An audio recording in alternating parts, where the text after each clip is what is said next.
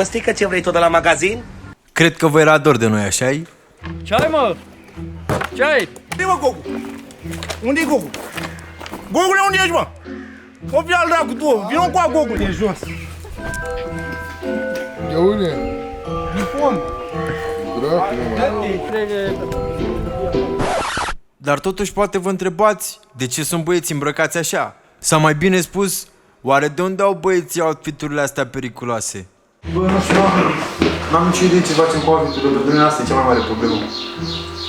Și tu să faci griji. Dar a avut Alesiu o idee, una strălucită de altfel. Mai cere tu ce vrei tu. Și cantitate și voi și ce vrei tu. Și asta? Magazinul. Eu nu pot să cred așa ceva.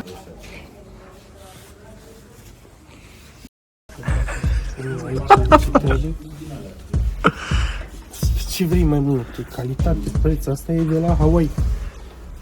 E ceva mai modern, am luat ăștia, uite, acum o să ia pe asta. Pe asta.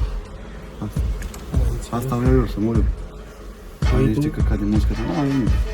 Asta E bună. Vezi că este calitate. Vezi că, ia vezi firma, adevărat, ia vezi.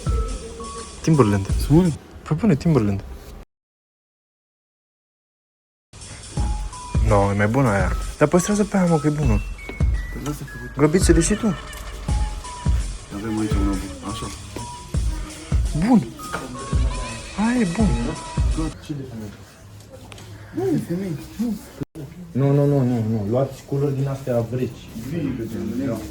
Nu, lucru pe pământ. Da, frate, uitați-mă ce de nu o să fim cei mai tari actori.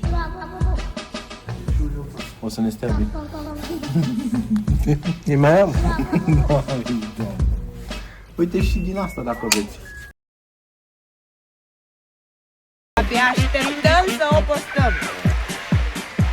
E bijuterie să port, sănătos, să fim mai bine. Vă pupăm. Da, da. Da, mă pupă foarte. Mai e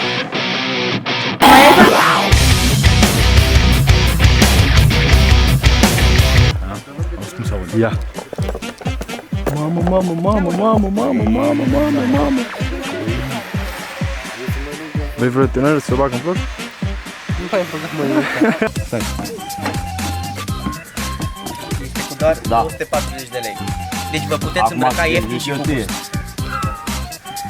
Pai Cătălin, botezat. Da, trupul nu putem să-l avem. Contează și asta?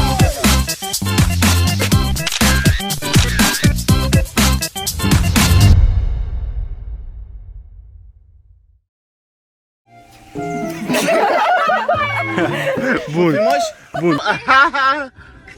Pe vlog. Știu ceva pe vlog. trebuie betat din comunitate.